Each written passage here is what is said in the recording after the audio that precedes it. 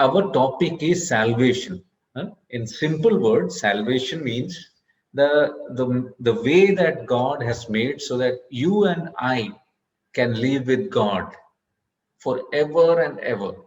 Okay, so we were considering certain facts about salvation, and I told you this is important because we should be very clear about what has happened in our lives. Only such people in whose life uh, God has worked will only be able to obey his commandment, the next commandments which he gave. So we were able to see that uh, about the need of salvation. The first thing, the first thing is that there is a need in our lives, and that need is we have to be saved. Okay. Now, can anyone tell me? We saw three reasons why we need salvation. Anybody remembers why we need salvation? All have sinned. Yes. All have sinned means I have sinned. So I need salvation. Then what was the second thing? Sin brings penalty. Yeah. If I have sinned, then there is a penalty. There is a judgment on me. Okay. And that judgment is death. That judgment is death, or eternally we will be separated from God. We also found third reason why we need salvation, why every human being needs salvation. The third reason. What was the third reason? Mankind can't save themselves. Yeah, none of us have the strength to save ourselves. Okay, so see the great danger in which man is. But God, who has created us, when He saw our conditions, did He remain silent? No. God worked on your behalf, my behalf, on behalf of all the human beings that are born on the earth. Okay? So God said, this human mind, these people, they need salvation. Now they cannot do anything, they are helpless. So God said, I will provide salvation to them. So God provided salvation. God worked out a program whereby every human being on this earth can be saved from their sins, from the penalty of sin, from their helpless condition. Okay? So God worked on our behalf. God wanted to save us. God wanted us to be with Him. So God opened the door for us. God opened the way for us. Okay. Now, what is the first thing that God did? Gave us a savior. How did God provide? What did God give to us? God provided a savior. He provided that person who can save us. Okay. And a name. That name person had a name. What was the name of the person? Lord Jesus. Lord Jesus Christ. The name of the person is Lord Jesus Christ. Okay. Now, when God provided a savior, there was a second aspect. We have to accept the savior. How? Huh? How are we to accept the savior? We have to accept that savior by Faith. faith. By faith means we have to tell to God, I have not seen Jesus Christ. God, I did not see Jesus Christ die on the cross. God, I did not see Jesus Christ buried. God, I did not see Jesus Christ raise up from the dead. But I believe, I put my faith in Him. I put all my trust in Him to save me from my sinful condition, to save me from the penalty of sin, to save me from my helpless state. So I am putting my faith in Him. Okay, so this Savior has to be received by faith. We have to come to this Savior by faith, believing that He will definitely save me from my sin. He will definitely give me salvation. Okay, faith is the trust that we have. I shared an example with you. Like you go and you came today, you sat on the chair, you trusted that chair, that the chair will help me sit comfortably. It is not going to break down. But here, this Savior will give us that opportunity to live with God when we put our complete faith and trust in Him. Okay, so the Savior has to be received by faith. Then the third thing we saw yesterday, what the last week, what was that?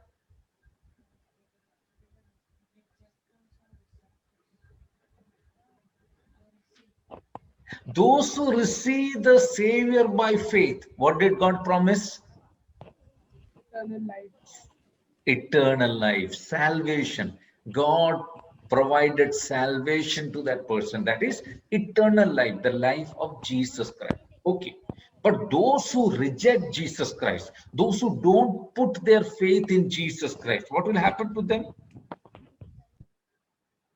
Huh? Eternal condemnation. They are eternally condemned. Condemned means they are eternally, that punishment of sin, death is on their head. And if they die with that condemnation, then there is no hope for them. Then there is no hope for them. No one can help them if they die without faith. That is why I was asking last week, do you need salvation? Do you realize that you are the sinner? Do you realize that there is a penalty over your life? Do you realize that you cannot save yourself? Do you realize that you need salvation? That is why I was asking you. You know, look at the one, look at Jesus Christ, the Savior. Put your faith on Jesus Christ, that He is the Savior God has given. And if you accept Him, you are saved eternally. Even after you die, you will live with God forever and ever. But if you don't receive Him, if you don't put your faith in Him, what will happen? That condemnation. What is the condemnation? The wages of sin is death. The wages of sin is death. If you die with that condemnation hanging on your head, so after death, there is no hope. For eternity and eternity, we will burn in the lake of fire. If eternal life is a truth, okay, if eternal life with God is a truth, eternal life without God also is a truth. If you say you are going to live eternally in heaven and you believe in that, so you will also have to believe that if you are away from God, you will eternally burn in the lake of fire. Every human being who dies with condemnation on their head. I thank the Lord for everybody sitting here in our group who by faith went to the Lord Jesus Christ, accepted Him into your lives and become a child of God. Because now God has given you eternal life. So even if you die, you will live, you will rise up to live with God forever and ever. Isn't it a joyful thing? Okay. Now, if any one of you has not so far believed on the Lord Jesus Christ, I want to tell you, if something happens to you tonight, if you die tonight, you will die with the condemnation. What is the condemnation? The wages of sin is death. And you will be eternally separated from God. I thank the Lord that I could put my faith in the Lord Jesus Christ. He forgave all my sins. I cried and prayed to him, accept me. I believe in you. I just said that. And there was a peace of God which came in my heart. So if any of you is not saved, don't die with the condemnation of God, for then there is no chance. Eternally, you will burn in the lake of fire. Today, Jesus Christ is calling you. Come to me, my child. Believe in me. Put your faith in me. I am your Savior. I want to give you eternal life. Okay? Now, we will look at another great truth, because this truth will give us the hope to live each day on this earth. Now, what is actually happening in salvation? When we say, I am saved, what is God doing in our life? So today, in a very simple way, we are going to look at, like in every point, we looked at three, we divided into three so that we can understand it easily. So this also we are going to divide into three. The stages of salvation. What actually happens when we say that God has saved me? God has given me salvation. What is actually happening in our life? Okay. So we are going to look at three things in the stage of salvation. You can look on your screens. What are the three things involved in the stage of salvation? What is actually happening when we say that I am saved? What is God doing in our lives? Number one, okay, justification. Number two, sanctification. And number three, glorification. Okay, now don't worry, we will simplify this. We will try to understand what is this. Okay, so in salvation, these three things are happening in our life, and all these three things are very important. These truths are very important in our life. Now, when we are saved, this is actually happening in our life. Number one, justification. Number two, sanctification. Number three, glorification. Okay, now in a simple words, I will try to explain this so that you can have the joy, you can understand what God has done in your life, in my life, in all our lives, or the life of the people who are saved. Okay, if we have not received salvation, justification has not happened, sanctification has not happened, glorification has not happened. Okay, so we will try to understand what it is in simple words. Okay, if one of you can read Acts chapter 13 verse 38 and 39. Be it known unto you, therefore, men and brethren, that through this man is preached unto you the forgiveness of sin, and by him all that believe are justified from all things, from which you could not be justified by the law of Moses. Okay, now you see, the moment you tell to the Lord Jesus Christ, Father, I believe in your Son Jesus Christ. I believe that he can save me from my sins. I repent from my sins. By faith, I believe in all that Jesus Christ has done for my salvation.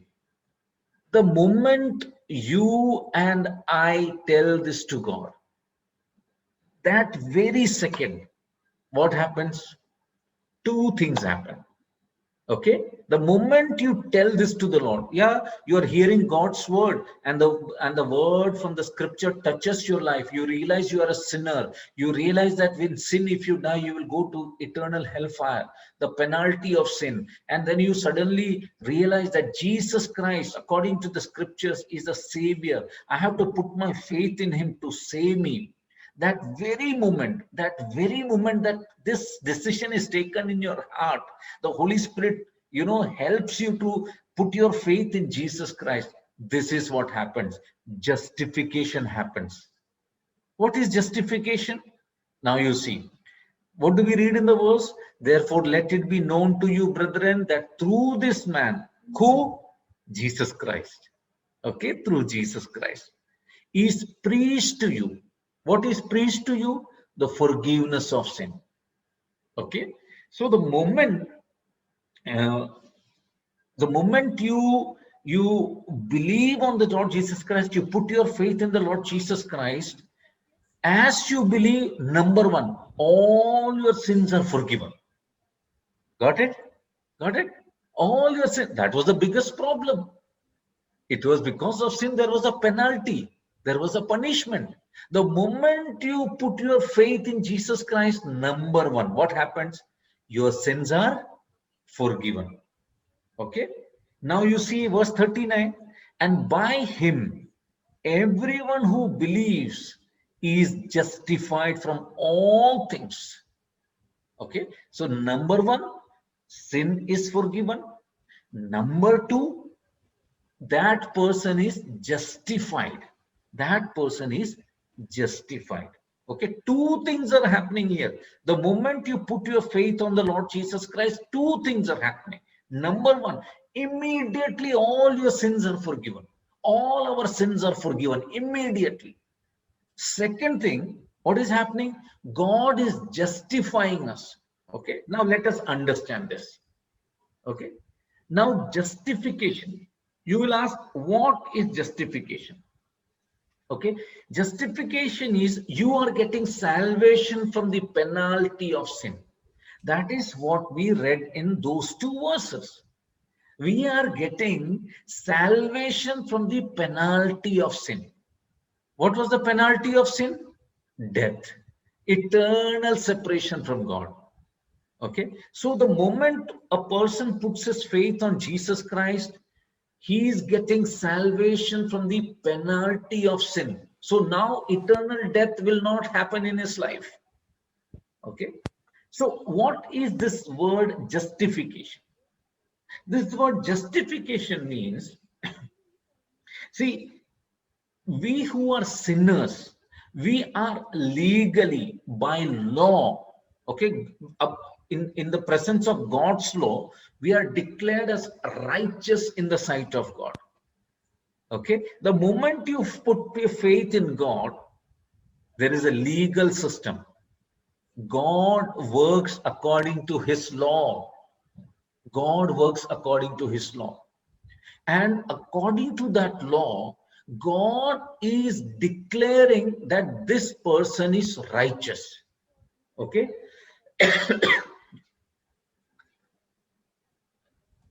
Now we need to understand, we are not made righteous, but we are declared as righteous.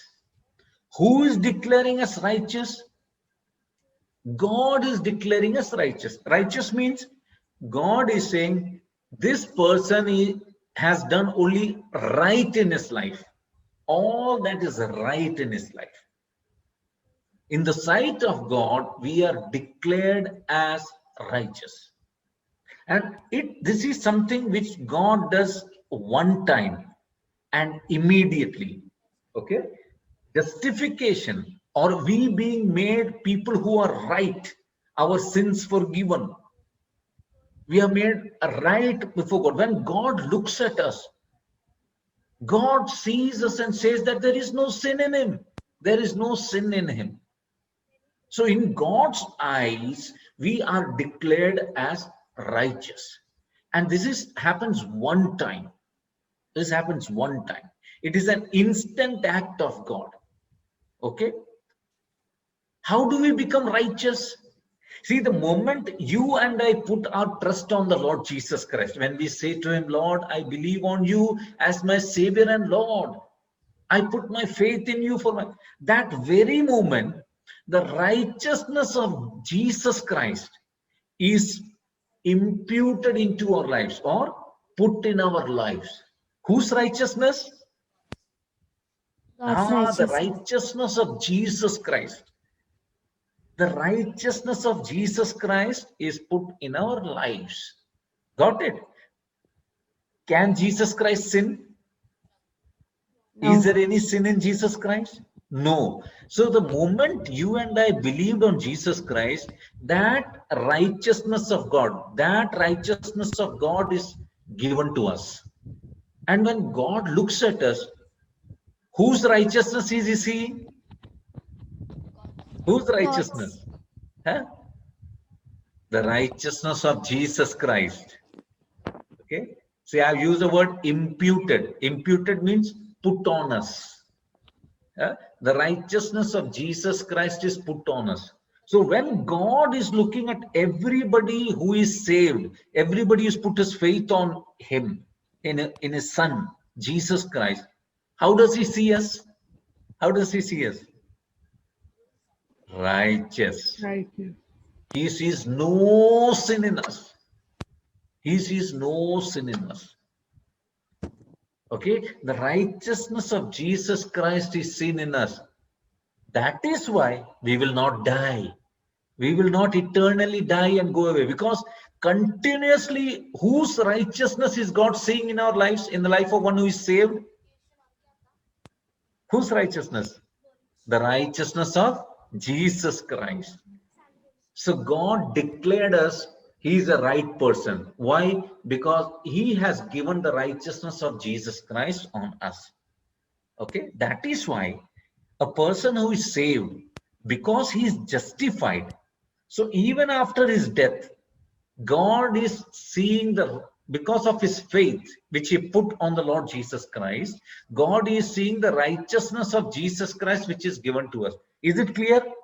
Clear, all of you? Huh? Okay. Yes. Yes. Okay. Now comes a question. Okay. Now comes a question. But still, uncle, I commit sin. Isn't it? Uncle, I still commit sin. Oh, God is wonderful.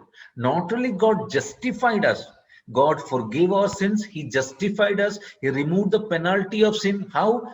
He gave the righteousness of Jesus Christ, he put in our hearts. So when God looks at us, he sees us justified because we believed on Jesus Christ as our Savior for the forgiveness of sin. But then the question comes, uncle, but I am committing sin. Okay, so we come to the next word, sanctification. Sanctification. Okay, now read Hebrews chapter 10, verse 10 and 14. By that will we have been sanctified through the offering of the body of Jesus Christ once for all, and every priest stands ministering daily and offering repeatedly the same sacrifice, which can never take away sins. But this man, after he had offered one sacrifice for sins forever, sat down at the right hand of God. From that time, waiting till his enemies are made his footstool. Yeah, read verse 14. Read verse 14. For by one offspring he has perfected forever those who are being sanctified. Okay, now look at this verse very carefully. By that will we have been sanctified through the offering of the body of Jesus Christ once and for all. You see that? Okay. We see that any human being, if he has to be sanctified, it can be possible because of the offering of the body of Jesus Christ. That means in our place, Jesus Christ offered himself to die for our sins. Okay. Now verse 14 says, for by one offering, which offering? When Jesus Christ offered himself in our place on the cross, he has perfected forever those who are being sanctified. Okay. Now you see. Now you and I, what was the penalty? We had to die. But Jesus Christ died for our sins on the cross of Calvary. The moment you believed on Jesus Christ for your salvation, what did God do? God sanctified you. Now you will ask, what is sanctification? Sanctification means, okay, it's very simple. God made you holy. Got it? Before that, you were not holy. Sanctification means God made you holy. Okay. Now, there are two things in this, two truths hidden in this. When we say that God made us holy, I'm not going in detail because this is a very big subject, but I'm just bringing you the truth which you should understand, because if some of you are going to take baptism, you need to know this truth. Okay, God justified you. How? God forgave your sins, and God put the righteousness of Jesus Christ in your hearts. So God, when God looks at you, you are right always. Okay, because God is seeing the righteousness of Jesus Christ. Now after that, what we see about sanctification. Now what has happened in salvation? We see that when Jesus Christ died on the cross of Calvary, he offered himself so that we can become holy. Okay, so the moment you believe on the Lord Jesus Christ, God is making you holy. What is God making you? Holy. Okay, and you see, offering of the body of Jesus Christ once for all. Okay, by that, holiness can come in the life of every human being. Okay, now verse 14 is also important. So the first thing that we have seen is something we called as positionally we are made holy. Huh? Positionally, that means when anybody puts his faith on Jesus Christ, he is fully and eternally made holy. How? You faith in Jesus Christ. When you put your faith in Jesus Christ, what happens? You are united with Jesus Christ. He is our head. We are the body. We become part of the church. So every believer, everyone who puts his faith on Jesus Christ is fully made holy. Eternally, they are made holy. Okay? But now you see, whenever we study about sanctification, whenever God makes us holy, what does it mean? It means setting us apart. Okay, in the Bible, when you see in the temple, there were so many vessels. Those vessels were set apart because they were holy. Okay, so now you see in sanctification, what is happening? Praise ye, and all those who have believed on the Lord Jesus Christ, whether it is Veena, or it is Angel, or whether it is Sia or Leah, anybody puts this, God is separating them. God is separating them and making them holy. Okay, so two things are happening: separating us from those things which are sinful, and second thing is separating us to himself. Got it? Okay, separating us from all that which is sinful and separating us to be his own. So we see the two aspects of separation. Okay, now positionally, that means God is declaring us that this person is separating from sin and this person is separating to be my child, and I am holy, so my child will be holy. So this is what is happened when we talk about sanctification. Okay, but we know that in our day-to-day life, that means experimentally, that means when we live each day of our life, we realize that we are committing sin. We are committing sin. We realize that, okay? But we cannot see the end, but God can see the end. So what is God doing? God is progressively, little by little, little by little, little by little, showing us the dangers of sin. He's teaching us how we have to leave sin in our day-to-day life and live in fellowship with him. Okay? See, each day when we study God's word, when we worship, when we pray, when we commit sin, and when we ask when we confess our sin, what is God doing? God is little by little changing us. Into what he's changing us? Romans 8 and verse 29. Can anybody read? For whom he foreknew, he also predestined to be conformed to the image of his Son. Yes, enough. Slowly, little by little, through the sanctification process, God is making us look like his Son, Jesus Christ. Got the point? Okay? Little by little, little by little, little by little, he is changing us, transforming us so that we look like Jesus Christ into the image of his Son. Okay? Now, read Jude, and there is only one chapter, verse 24.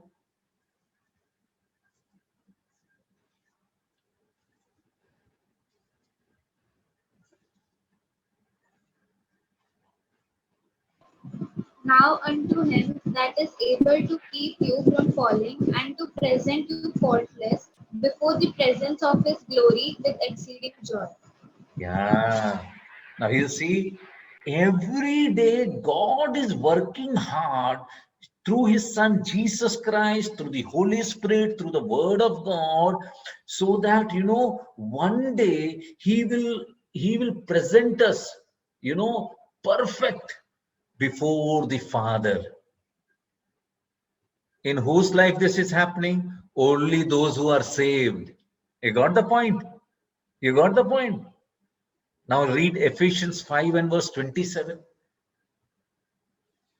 He might present her to himself as a glorious church, not having spot on winkling or any such thing, but that she should be holy and without blemish. See, one day, the Lord Jesus Christ will present his bride. Who are the bride? All those who are saved. All those who are saved. They become part of the church. They are the bride of Jesus Christ. One day, Jesus Christ will present this bride, the holy, without blemish, before the Father. Before the Father. Now you see, this is what God has done in your salvation. Understand? God has declared you righteous. God has set apart you and me for him. Okay? And now look at the third thing. One day what will happen? Can anybody read this verse?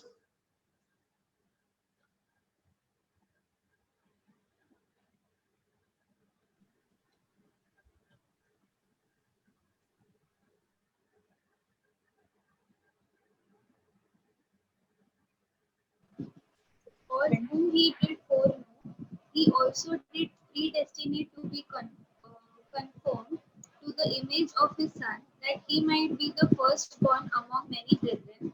Moreover, whom he did predestinate, them he also called, and whom he called, them he also justified, and whom he justified, them he also glorified. Okay. Now you see, that is the final stage. That is the final stage. Number one, justified. We are declared righteous. When God looks at us, he sees the righteousness of Jesus Christ. That means the penalty of sin. Salvation, he gives salvation from the penalty of sin. Now, all those who are saved, he has sanctified. That means now he saves us from the power of sin when we live on this earth. He saves us from the power of sin. Sin is very powerful. So through the process of sanctification, till we die, God is working on our behalf so that the power of sin, we are saved from the power of sin. Okay. So positionally, we are forever saved from the power of sin. What is the power of sin? Eternal death. Okay. So that is the work of God. And daily also, he is helping us that the power of sin should not work on us, so that we are able to become more like the Lord Jesus Christ. Okay. Now, number 3, one day, and Romans chapter 8 verse 29 says that we are already glorified. Because see, in the last, these he also glorified. We are already glorified. Okay. Now, this is very important. See, we are saved from the penalty of sin. We are saved from the power of sin. But one day, what will happen? You know, all those who are saved, one day they'll be saved from the presence of sin. Got the point? Huh? We will be saved from the presence of sin. That means one day, all those who are saved, when they are in heaven, in the presence of Jesus Christ, they cannot sin. There will be no sin. See, sin is bringing so much of problem in the life of mankind. There is no peace, there is no happiness, there are so many fights, there are so many diseases, there is so much of sorrow in this world. But one day he will, because of salvation, he will remove sin from our presence one day. What a beautiful, what a wonderful work God has done in our lives. It talks about our future. If you are saved, you have a better future. You have a future with Jesus Christ. You have a future away from the presence of sin. Dear children, see, this is what has happened because of salvation. When God looks at you, he's not angry because he sees the righteousness of Jesus Christ. Not only that, the power of sin is not there. Even if you die today, see, because of the power of sin, you will not go to hell, because the power of sin is not, because he sanctified you. He set apart you from sin, and he has set apart you for himself. So you are God's child. And not only that, every day he's changing you. We are not realizing that. Every day he's changing us into the image of his son. Because unless we don't look in the image of his son, he cannot accept us. And he is doing that in spite of our weaknesses, in spite of our sin. Not only that, he will glorify us. We will receive glorified bodies like the Lord Jesus Christ. We will be in his presence. We will be with him forever and ever. This is what God has done in your life. This is not a small thing. All those who are saved, this is what God has done in your life. Isn't it amazing? Isn't it wonderful? The day you saved, you got saved. Did you realize this is what God has done in your life? He has justified you. He's made you righteous. He separated you from sin. He separated you for himself. So you are holy. And one day he says that I am already seeing you as glorified. But one day we'll get glorified body. We'll be glorified in the presence of God. The glory of God will shine in our lives. Whose lives? Only those who are saved. Only those who are saved. Okay. Now, in baptism, we will remember all these three things in baptism. That is why I said we have to study about salvation. Then baptism becomes very easy. Okay. Now, all those who are not saved. Okay. I want to tell you, you are not justified. That means you are not declared righteous. Okay. So the penalty of sin is on your head. Tonight, if you die, you will go to eternal hell. Why? Because the righteousness of Jesus Christ is not seen in your life. Number two, are you sanctified? Are you set apart because you believed on the sacrifice of Jesus Christ for your sins? Are you set apart by God, for God? Are you set apart from sin? If you are not saved, every day you will sin. Every day you will sin. You will do more and more sin. You will do more bad sins, wicked. You will become more wicked. And then you die without being sanctified, set apart by God into God's holiness. You will go away from God forever and ever. Not only that, will you be glorified? Will you be glorified? Will you one day be with Jesus? Will you enjoy heaven one day? Will you enjoy the presence of God one day? Will you see God and be able to worship Him forever and ever? Dear children, those who are not saved,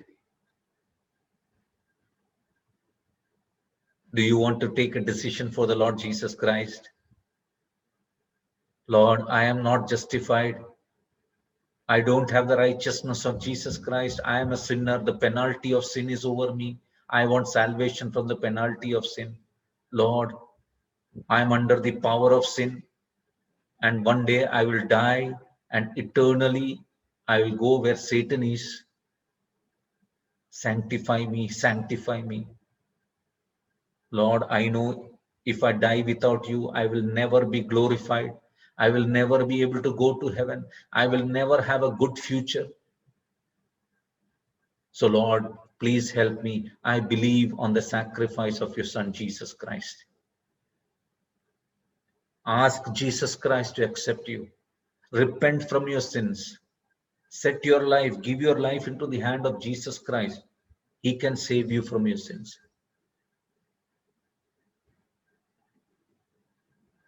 We have seen the need of salvation because we are sinners. But God provided Jesus Christ, his Son, who died for us on the cross of Calvary. He was buried. He rose again from the dead on the third day. He can give us life. Not only that, we have seen in the stages of salvation that it is only God who can save us from the power of, give us salvation from the penalty of sin. It is God through Jesus Christ and give us power, salvation from the power of sin. It is God through Jesus Christ can give us salvation from the presence of sin. So those who are not saved, are you willing to take a decision today? Did the Spirit of God work in your hearts? Do you want to give your lives to the Lord Jesus Christ? You have to decide. I cannot take a decision for you. It is between you and God. You have to decide.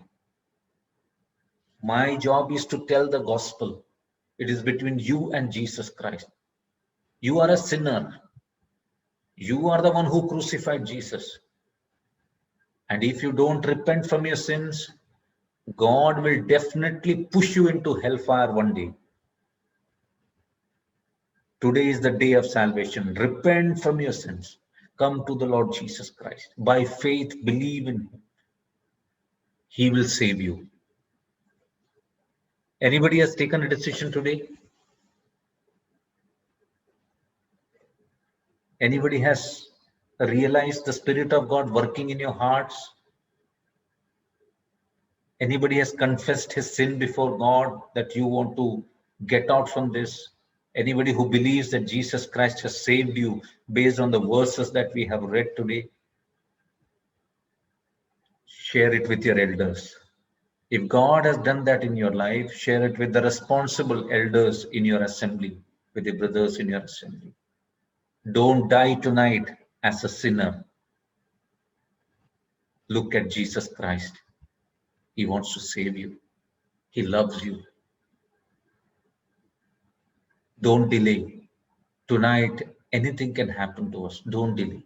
If God has worked, if God has brought a change in your life, if you have put your faith in Jesus Christ for your salvation, then you are a child of God. Then you are a child of God.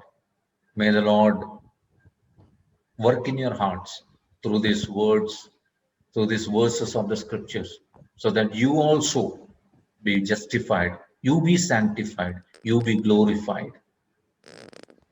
May the Lord bless these words into us.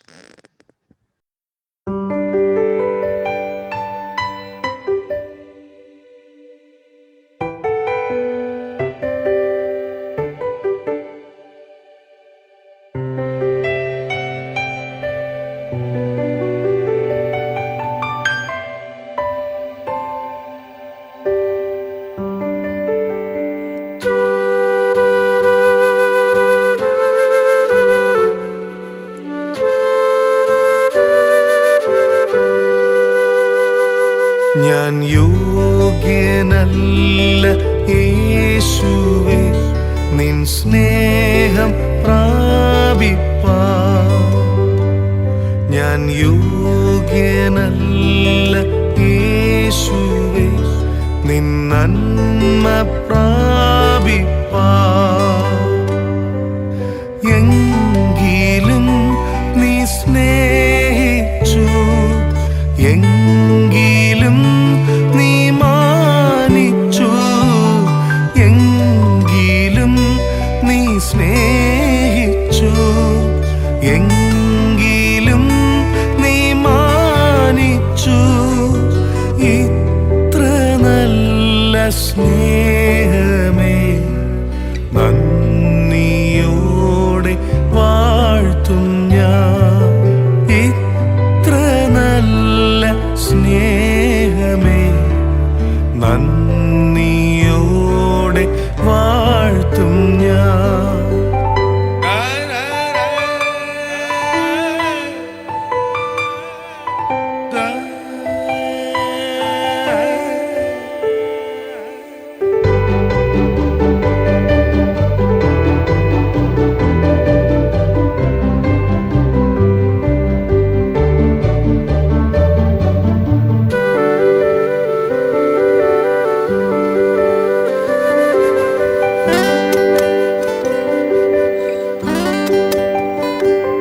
ഞാൻ ദോഷമായി നിരൂപിച്ചു, ദോഷങ്ങൾ പ്രവർത്തിച്ചു.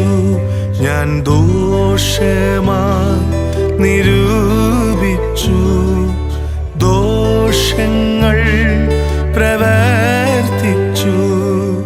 എങ്കിലും കനിഞ്ഞു നീ, എങ്കിലും ക്ഷമിച്ചു നീ, എങ്കിലും കനിഞ്ഞു നീ, എങ്കിലും ക്ഷമിച്ചു നീ. ഇത്ര നല്ല സ്നേഹമേ നന്ദിയോടെ വാഴ്ത്തും ഞാൻ. ഇത്ര നല്ല സ്നേഹമേ നന്ദിയോടെ വാഴ്ത്തും ഞാൻ.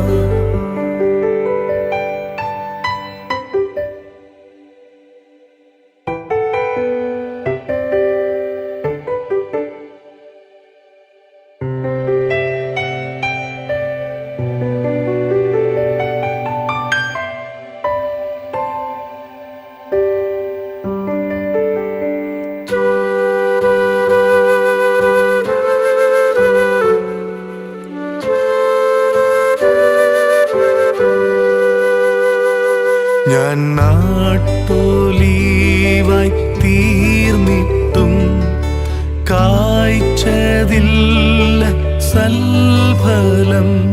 ഞാൻ നാട്ടൊലീവായി തീർന്നിട്ടും കായ്ച്ചതില്ല സൽഫലം. എങ്കിലും ഈ കൊമ്പിനെ തള്ളിയില്ലി ഏഴയേ, എങ്കിലും ഈ കൊമ്പിനെ തള്ളിയില്ലി ഏഴയേ. ഇത്ര നല്ല സ്നേഹമേ നന്ദിയോടെ വാഴ്ത്തും ഞാൻ. ഇത്ര നല്ല സ്നേഹമേ നന്ദി